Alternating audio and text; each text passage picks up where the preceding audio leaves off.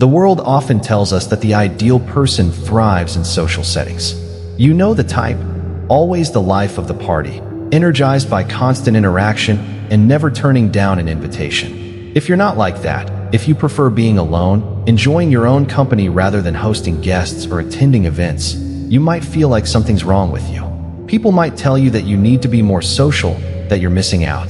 But what if everything we've been told about socializing and connection is wrong? What if the people who are uncomfortable with visitors, who crave solitude, are actually the ones who understand something far more profound about the nature of life, energy, and what it means to truly be at peace? Let me ask you this. Have you ever felt an unexpected sense of resistance when someone knocks on your door, when a visitor is about to enter your home, your personal space? You're not alone. In fact, this discomfort may be a sign of something far deeper. Something about how your energy is wired, and how your home, the very space you live in, isn't just a building. It's a sacred reflection of who you are. Your home isn't just four walls and a roof. It's the physical manifestation of your inner world. Every room, every corner, every quiet space holds a piece of your soul. And when someone enters that space, they aren't just stepping into your house. They are stepping into your very essence. Now, think about this. After a long, tiring day of being the employee, the friend, the responsible adult, what do when you finally come home? You take off the mask. You return to yourself. Your home is where you stop performing and start being. It's where you can finally breathe, rest, and reconnect with the person you are when no one is watching. But then, the doorbell rings. Suddenly, you're back in performance mode. You're expected to smile, make small talk, offer refreshments, and be the gracious host. Even in your sanctuary, your inner space, you're forced to put the mask back on and step into that social role. It's exhausting. It feels like you've just left the calm and quiet of your soul only to be pulled back into a world that demands you to act, to perform, to entertain. No wonder you feel resistance when a visitor arrives. But here's where it gets interesting. The discomfort you feel about visitors isn't just about protecting your peace, though that's a valid reason. It's much deeper than that. It's about how you are wired as a person. It's about the way you relate to the world. There are essentially two types of people in this world. There are those who gain energy from external sources, people, conversation, stimulation. They thrive in social settings, feeding off the energy of others. When you put them in a room full of people, they light up. They feel recharged, alive. Then, there are people like you. Perhaps you're one of them. You gain your energy from within. You recharge in solitude. You find peace and renewal in silence, away from the hustle and bustle of the world. For you, the outside world is draining. It's not about not liking people. It's about preserving your energy. Your home is your sanctuary, the place where you can refill your well. And when you understand this, everything changes. You don't need to apologize for not wanting visitors. You're not being antisocial or difficult when you prefer an empty house to a crowded one. You're simply honoring how you are wired. A violin doesn't apologize for not sounding like a drum. A river doesn't apologize for flowing downhill. You don't need to apologize for needing solitude, just as others don't need to apologize for needing social interaction. But here's something to think about. Your resistance to visitors might be pointing to something even deeper, something about the state of your inner world. We all have what's called the shadow, parts of ourselves that we haven't fully examined. These are the emotions we suppress, the fears we bury, the aspects of our personality we hide because they were not acceptable to others. When someone enters your space, especially if you're someone who is highly sensitive, you might feel as though they're disturbing something delicate. It's not just about not wanting company. It's that you're in the middle of deep inner work. It's like you're putting together a delicate puzzle, one that's just beginning to take shape. And then, when someone comes in, bumps the table, and scatters all the pieces, it feels like starting over. Visitors can feel like that disruption. But there's another aspect to this, one that's rarely talked about, the symbolic meaning of your home. Your house isn't just a physical space. It's a symbol of your soul. In dreams, when we dream of houses, we're dreaming of ourselves. The rooms, the objects, the furniture, they all represent different parts of who we are. The mask we wear when we interact with others isn't necessarily false, but it's not the full truth. It's a role we play, an adaptation we make in society. The living room is where we present ourselves to the world. The bedroom represents our intimacy and vulnerability. And when someone enters your home, they are stepping into something sacred. They are entering the temple of your being. If you are someone who takes your inner world seriously, if you are committed to self-discovery, then having visitors can feel like a violation, even if they mean well, even if they are loved ones. Because the real work of becoming yourself, the real work of understanding your soul, happens in privacy. It happens in silence. It happens when no one else is around to influence you. The social mask we wear is important. It helps us navigate the world. But it's not the whole truth. It's not who we are in our most authentic state.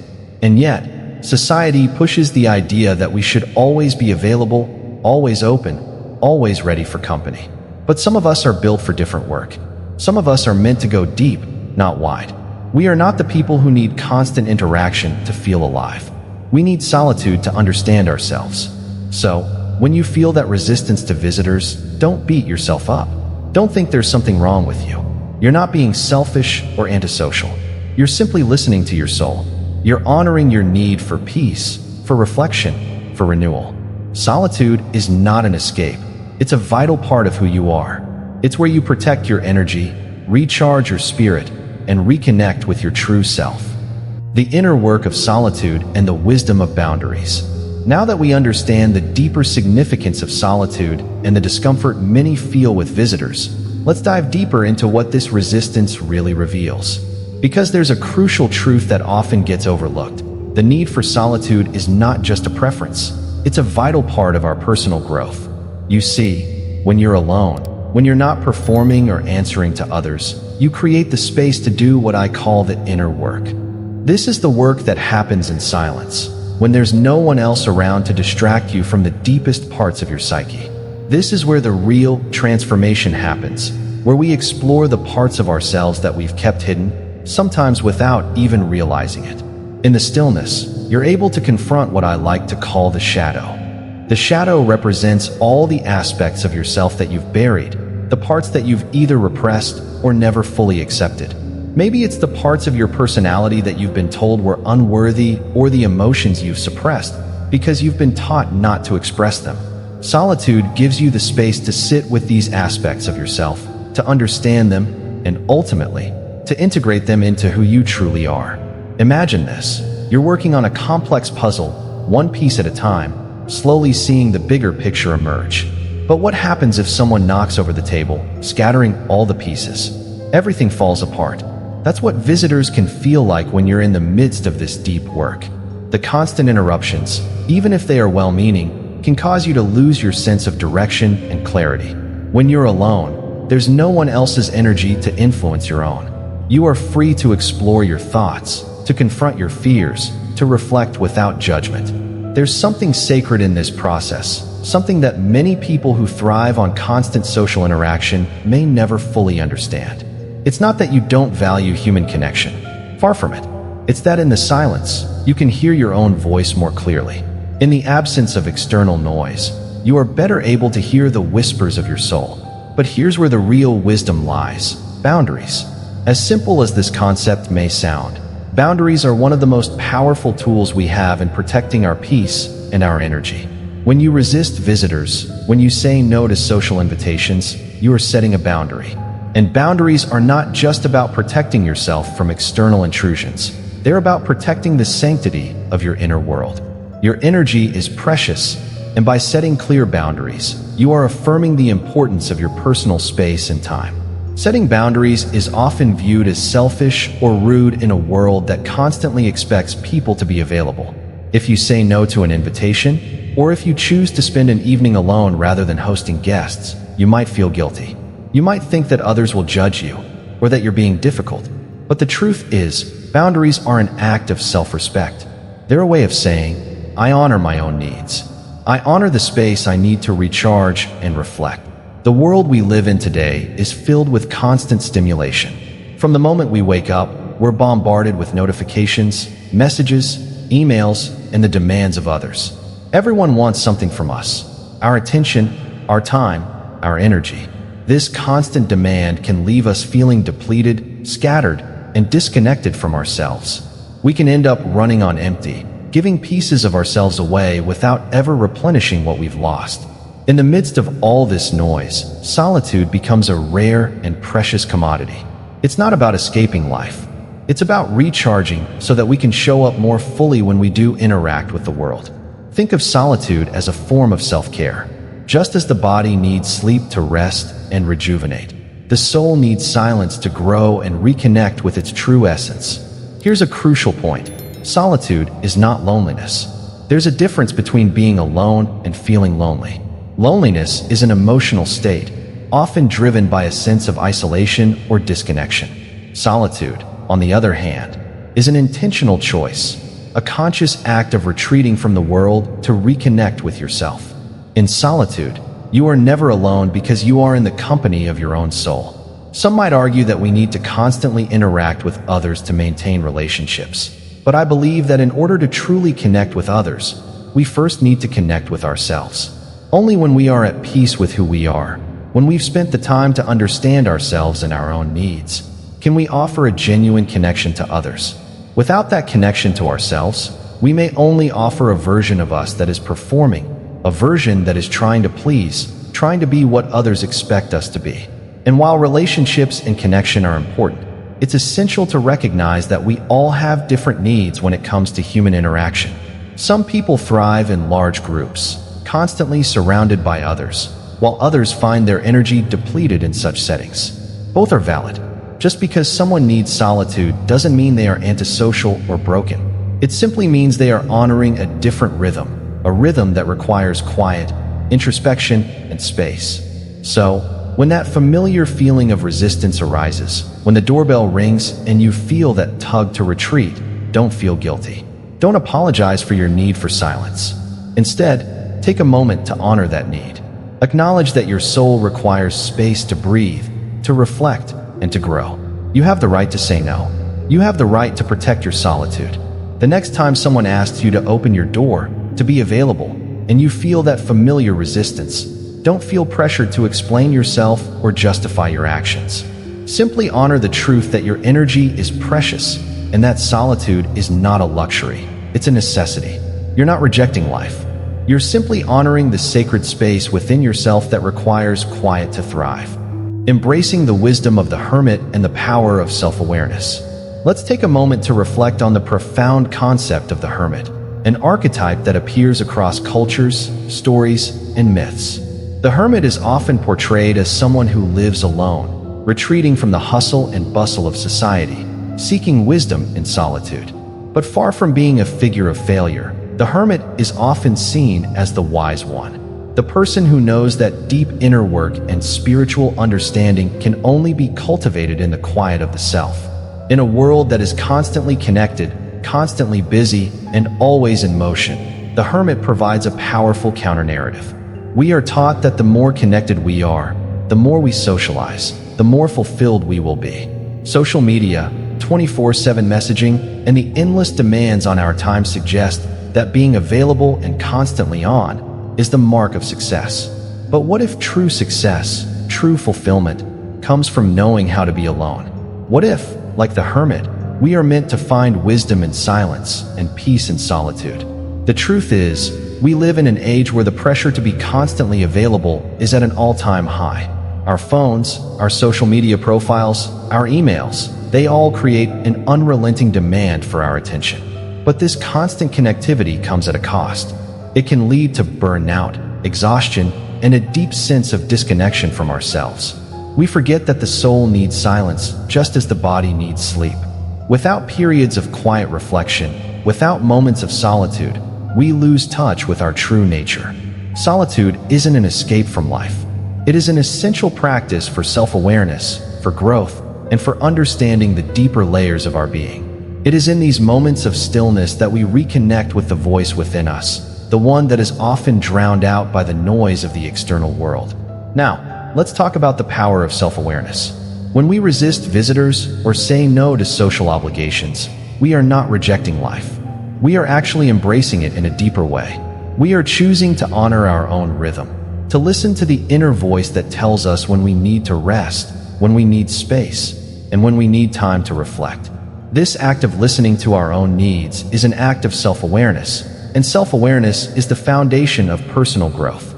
Self-awareness means understanding your own energy, recognizing when you are depleted and need to recharge, and when you are ready to engage with the world. It's about knowing what fills you up and what drains you, and then making choices that align with your true self. For some, this means seeking solitude, retreating into a peaceful space where they can hear their own thoughts and reflect on their experiences. For others, it means socializing and interacting with people. But regardless of your personal preferences, the key is knowing what your soul needs in any given moment. In this sense, solitude becomes a powerful tool for self-discovery. It is in the quiet moments alone that we are able to explore our own thoughts, fears, dreams, and desires. In solitude, we shed the layers that society places on us, the expectations, the roles, and the masks we wear, and we return to who we truly are underneath. This is where the real work of self-discovery takes place. But here's the thing. Embracing solitude and self-awareness doesn't mean we should become recluses. It doesn't mean we should shut ourselves off from the world completely. Balance is key. Connection with others is important, and relationships are vital to our emotional well-being. What we're talking about here is knowing when to step back and when to engage, listening to our inner rhythms, and respecting the boundaries that allow us to stay true to ourselves. We all have different needs when it comes to social interaction. Some of us thrive in large groups, constantly surrounded by others, while others prefer small, intimate gatherings or solitude. There's no one right way to be. The key is to honor your own needs and not to feel pressure to fit into someone else's mold. Whether you are the social butterfly or the quiet observer, both paths are valid. But the most important thing is to stay true to who you are. And let's be honest, sometimes saying no to social events or refusing visitors can be uncomfortable. Society often paints people who prefer solitude as antisocial or difficult. We might feel guilty for turning down invitations, for not being available for others, for not conforming to the social norms. But here's the truth. You are not being antisocial. You are simply protecting your peace. You are honoring your energy, your space, and your personal needs. You are not wrong for needing time alone to recharge. In fact, by respecting your own need for solitude, you are giving the world the best version of yourself. You are ensuring that when you do engage with others, you do so with a full cup, not an empty one. The deeper work that you do in solitude, whether it's healing, self-reflection, or creative thought, makes you more present and more authentic in your relationships. You become someone who is truly able to give, to listen, and to connect because you've first taken the time to connect with yourself. So, when you feel that resistance to visitors, when you feel the pull to retreat, don't apologize. Don't feel guilty. Simply honor what you know to be true. The need for solitude is not a flaw, it's a gift. It is the gift of self-awareness, the gift of knowing your own soul, the gift of being truly present when you choose to engage with others. And that is where true connection happens. When you are truly yourself, not when you're performing, not when you're trying to meet someone else's expectations, but when you are grounded in your own authenticity. This is the wisdom of the hermit, the quiet, still knowing that life doesn't have to be lived on the surface. It can be lived deeply. It can be lived in silence. It can be lived in solitude, where we truly find ourselves and reconnect with what matters. The hermit is not lost. He is following his own path, and in doing so, he illuminates the way for others who are brave enough to follow. The courage to say no and protect your peace. Now that we've explored the power of solitude and self-awareness, let's dive into one of the most essential aspects of this journey, the courage to say no. In a world that constantly demands your time, attention, and energy, learning to say no is one of the most empowering acts you can practice. It's an act of self-respect and a commitment to your own well-being. We live in a culture that highly values availability. The expectation is that we should be open, accessible, and always willing to please others.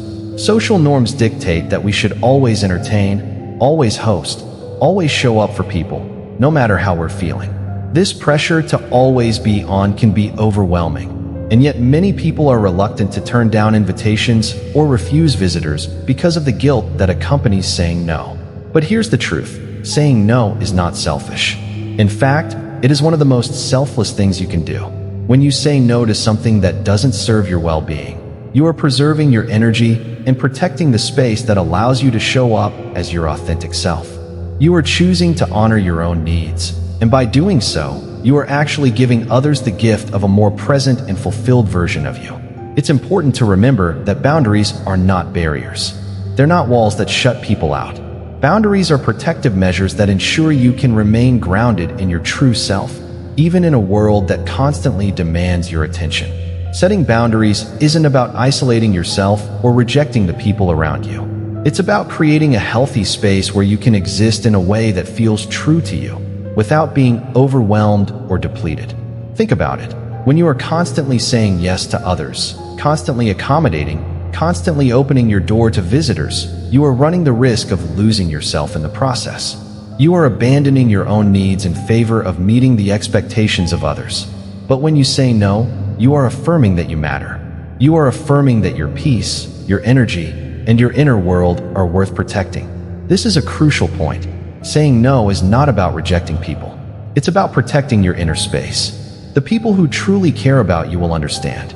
They will respect your boundaries because they see your value. Those who don't respect your need for solitude or your desire for peace might not be the right people to have in your life anyway. There's also the matter of guilt. We're often made to feel guilty for choosing ourselves over others, especially in a world that glorifies constant connection and social interaction. But guilt is a misplaced emotion when it comes to self-care. Guilt can be a byproduct of living in a culture that doesn't understand the importance of solitude, but that doesn't mean we should allow it to dictate our actions. Guilt often comes from a place of feeling like we need to explain or justify our choices. "I'm sorry, I can't have you over tonight," we say, when really, there's no need to apologize for prioritizing your well-being. You don't owe anyone an explanation for choosing solitude. Your peace is worth protecting, and the people who care about you will respect that. It's also important to note that the act of setting boundaries extends beyond just saying no to visitors. It applies to all areas of life. It's about saying no to work that drains you, no to social obligations that feel empty, and no to anything that takes away from the time and space you need to reconnect with yourself. It's about recognizing that your time is limited, and that every moment you spend away from your inner peace is a moment you can never get back. By learning to say no, you reclaim control over your time. You become the master of your own energy, and you learn to discern what is truly important and what is merely a distraction. And here's the beauty of it. When you say no to things that don't serve you, you open the door to saying yes to the things that truly nourish your soul. You create space for the people, activities, and experiences that align with your true self. But let's take this a step further. When you say no, you're also teaching others the importance of boundaries. You're setting an example for those around you that it's okay to prioritize self-care, that it's okay to take a step back when you need to. You're giving permission for others to do the same, to honor their own needs, and to create a life that is truly in alignment with who they are. The act of saying no doesn't just protect your energy, it also fosters deeper connections. When you do choose to spend time with others, you are truly present. You're not depleted, not distracted, not pretending to be someone you're not. You can engage in a more meaningful way because you have given yourself the space to recharge. And here's something else to consider. When you protect your inner world, you create a sanctuary for those around you. Your home, your space, becomes a reflection of your peace, your authenticity, and your commitment to inner work. When people enter that space, they don't encounter a person who is frazzled, exhausted, or performing. They encounter someone who is grounded, present, and fully themselves. And that is the most powerful gift you can give to the world. So, when you feel that familiar resistance, when someone knocks at the door and you feel the pull to retreat, don't apologize. Don't feel guilty. Don't feel like you have to explain yourself. Simply say no with love and without shame. Honor your inner world. Protect your peace. And trust that in doing so, you're not only taking care of yourself, but you're also creating a space where you can show up fully for those who truly matter. Closing remarks. In the end, the wisdom of solitude, the courage to set boundaries, and the understanding of our need for inner peace is what allows us to live authentically. It's not about rejecting life or isolating ourselves. It's about giving ourselves the time and space to reconnect with who we truly are, so that we can engage with the world in a meaningful, present way. The next time you feel the tightness in your chest when someone knocks on the door, or the pull to retreat when you're surrounded by people, remember, this isn't a flaw. It's a guide. Your soul is speaking, reminding you of the importance of solitude, reflection, and self-awareness. Trust it, honor it, and give yourself permission to say no when you need to. Because when you do, you're not just protecting your peace, you're creating the space where your true self can thrive.